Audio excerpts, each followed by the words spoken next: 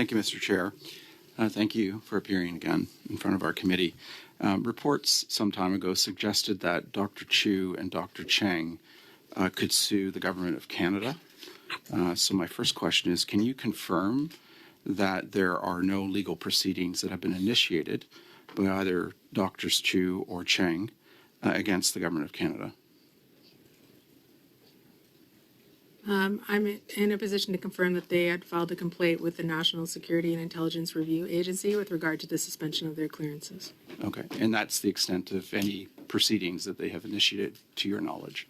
As far as I'm aware. Okay, thank you.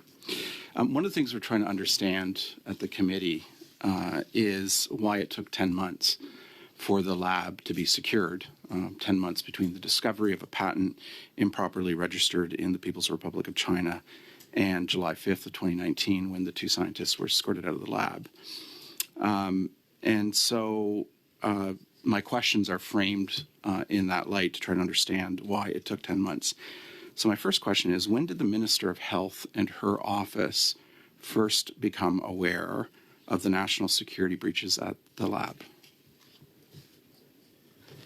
My understanding is that the Minister of Health was briefed at different junctures in the investigation to be informed of decisions that were being taken by the deputy head of the agency in line with the administrative investigations. For example, in June 2019 on the results of the fact-finding investigation, in August 2020 on the suspension of the employees, and in January 2021 on their firing. Was the minister's office or the minister made aware before June of 2019? My understanding is that they were briefed periodically. I don't have specific dates. Okay. Could you get back to the committee and let us know when the minister and her office were first made aware of this this issue at the lab? Yes, we will look back at the records. Thank you. And, when did the president of the agency, your predecessor, first become aware of these national security breaches at the lab?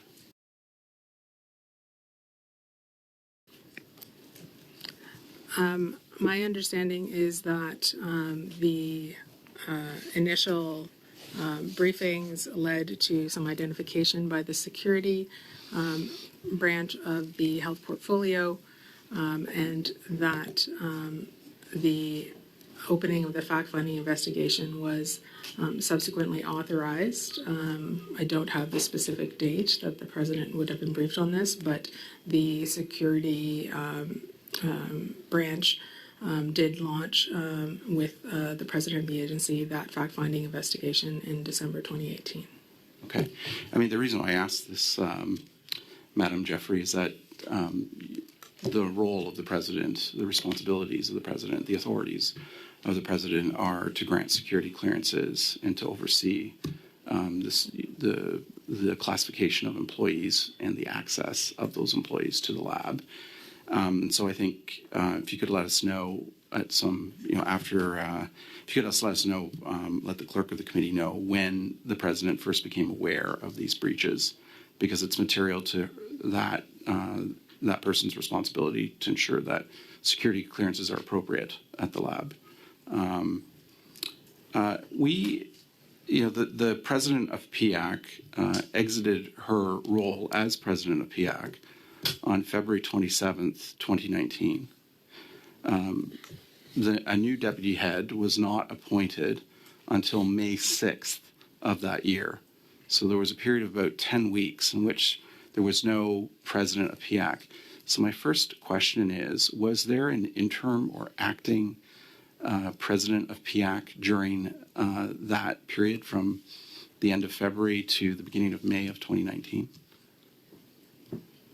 Yes, as is normal, an interim president would be appointed with delegation during that period.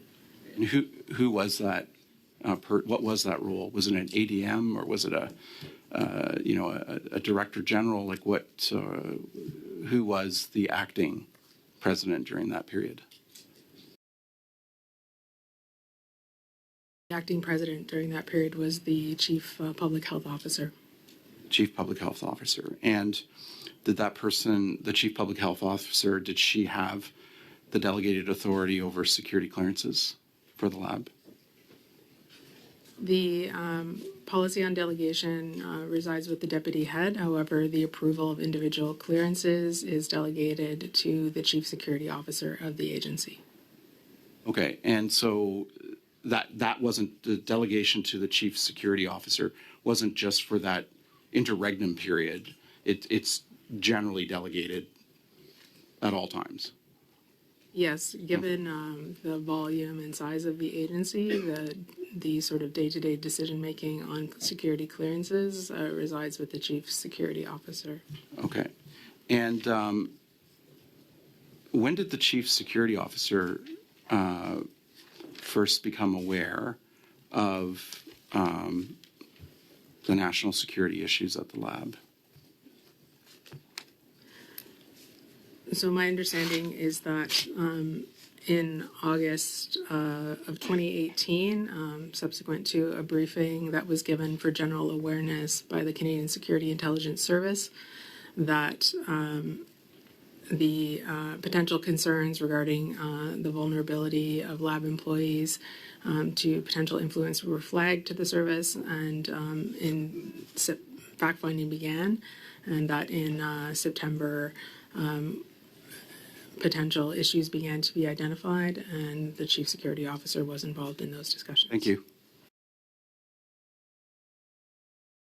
Thank you, Mr. Chair. Ms. Jeffrey, who did the two scientists, Dr. Chu and Dr. Cheng, report to? I'm going to turn to my colleague, Dr. Polican, to confirm. Yes, thank you, Mr. Chair. Dr. Chu reported to Dr. Gary Copinger within special pathogens. Dr. Cheng reported to Grant McClarty, though has different functions within the lab over his course of his employment. Can you provide the titles of those two individuals? Yes, Dr. Copinger was Chief of Special Pathogens, and Dr. McClarty was the Director of the Scientific Technologies Core. And are they both employed at the lab with PHAC today? Both individuals have taken up other opportunities over the course of the past several years. Did the 10-week delay for the Prime Minister to appoint a new president of PHAC have an impact on securing the lab? I can say that we move forward, Mr. Chair, as expediently as possible with the investigations. Initially, we had circumstances, then allegations, but given the severity and impact of them, it was very important to have evidence. And as soon as evidence was secured, we moved forward. I asked you a specific question respectfully. Did the gap, the 10-week period in which there was no one at the top of PHAC, have an impact on the ability to secure the lab, yes or no? No. Okay, thank you for that. Between the time that red flags were first raised about Dr. Chu and Dr. Cheng in the fall of 2018 through to the time that they were marched out of the lab on July 5th of 2019, were any restrictions during that nearly 11-month window placed upon them in terms of their access to the lab? I'm going to turn to my colleague. At the time, the circumstances were still under investigation, and I would say that until the Canadian Security Intelligence Service was able to provide evidence that pointed to their willing collaboration that was undeclared, and that would have been in June of 2020, there was not evidence of their affiliations with external actors. Ms. Jeffrey, I find that respectfully, and I know you weren't in charge at the time, but I find that astounding because in March of 2019, PHAC had a fact-finding report that indicated that there had been multiple breaches by Dr. Cheng and Dr. Chu with respect to security, with respect to intellectual property, and that indeed they had been on an unauthorized basis collaborating with the PRC, including the People's Liberation Army. So how at Canada's highest security lab, a level 4 lab,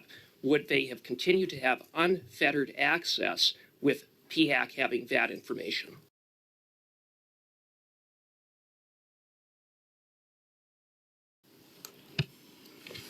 Mr. Chair, what I can say is that the evidence of their involvement in the talent programs and the foreign associations and some of their travel were not presented to the Public Health Agency until June 30th, 2020.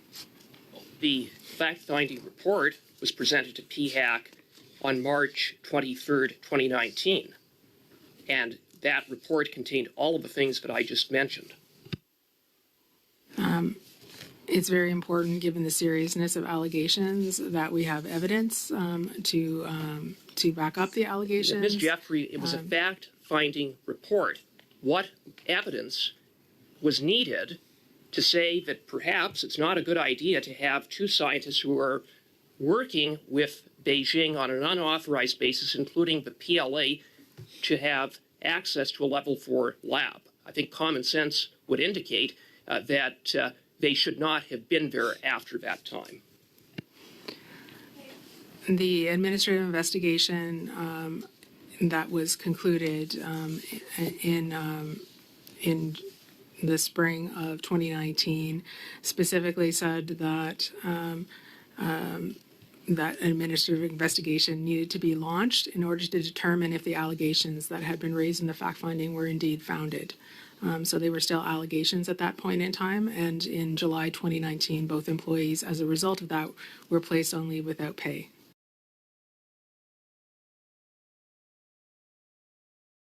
Thank you very much, Sharon, and thanks everyone for being here. To you, Ms. Jeffrey, you talked about security clearances being reviewed on a regular basis. Can you talk about what the current policy is? The current security screening process for security clearances at the secret level requires review every 10 years unless incidents arise that require a review for cause of that clearance, as was the case in this situation. Thank you very much. And through you, Chair, can you tell us before this incident, when were these security clearances for, just for Dr. Chu, when was it last reviewed before this incident? I'm sorry, I don't have that information at hand. Could you please provide that to the committee, please? Yes. Thank you for that. Are there any health scientists of any nationality currently working for the Government of Canada who have participated in one of the over 200 PRC talent recruitment programs? I'm not able to comment on that. I can comment about the processes at the Public Health Agency, where we require conflict of interest and affiliation declarations from all of our scientists, indeed from all of our personnel. And I can say that participation in talent programs of foreign countries, if declared, would be a significant conflict of interest and would not be accepted. Thank you for that. And through you, Chair, can you tell the committee, to the best of your knowledge, are there any employees working at labs in Canada now who are members of talent programs? Sorry, Mr. Chair, I'm unable to comment on labs across the country. I can only comment on the declared affiliations and conflicts of interest of the staff at the Public Health Agency, as I previously mentioned. Yes, so how many scientists would fall into that? Monsieur le Président. Point of order. Yes, Mr. Villemur. Comme indiqué plus. As previously said, as I mentioned earlier, Ms. Jeffrey is trailing off. Her voice is trailing off, and I can't hear the end of her questions, of her answers, rather. Okay, I'll give some floor cues. Okay, all right. Do you need the preceding answer to be repeated, Mr. Villemur? Oui, s'il vous plaît. Yes, please. Okay, I've stopped the clock, so if you can repeat that, please. Thank you, Mr. Chair. What I can say is, first of all, I'm the deputy head of the Public Health Agency of Canada. I'm not in a position to comment on the participation of scientists across the country. I can comment on the work of the personnel that belong to the Public Health Agency. I can say that they're required to submit declarations of affiliations for research and also conflict of interest. If they were, those types of talent programs would be required to be declared.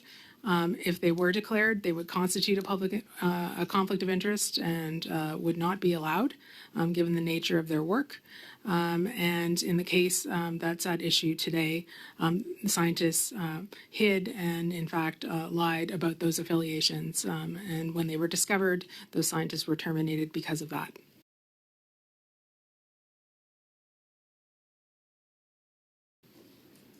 Thank you very much. Just to be clear, Chair, I would suggest I have 3 minutes left. Am I clear with that? Yep. Thank you very much. Dr. Lucas, what we heard from Ms. Jeffrey just now is that there be no scientists known to be participating in any talent programs that the Government of Canada would be aware of. Is that your indication as well, sir? Mr. Chair, similar to the response of Madame Jeffrey, I can speak to Health Canada and the regulatory scientists in Health Canada who perform product reviews in the context of the Food and Drug Act and other statutes are subject to the same requirements in terms of declarations of conflict of interest and affiliations. And on the basis of those, to our knowledge, there are no affiliations or conflicts of concern, including talent programs. Thank you very much. No, thank you for that, Dr. Lucas. Through you, Chair, I'll ask the same question to Ms. Hudgens.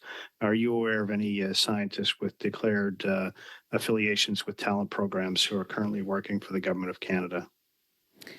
Thank you for the question.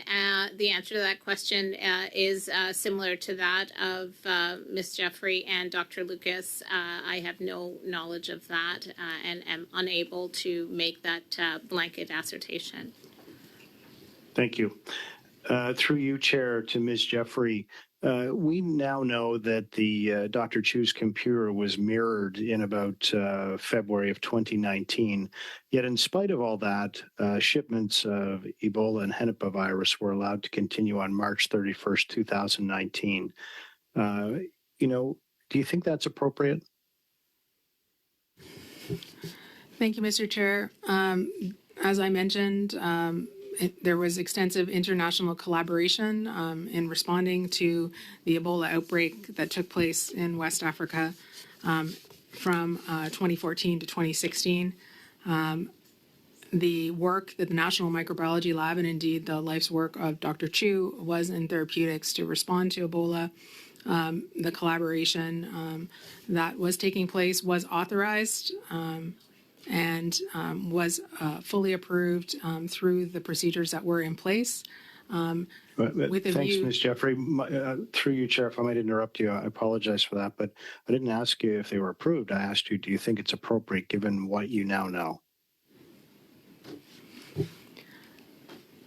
I think that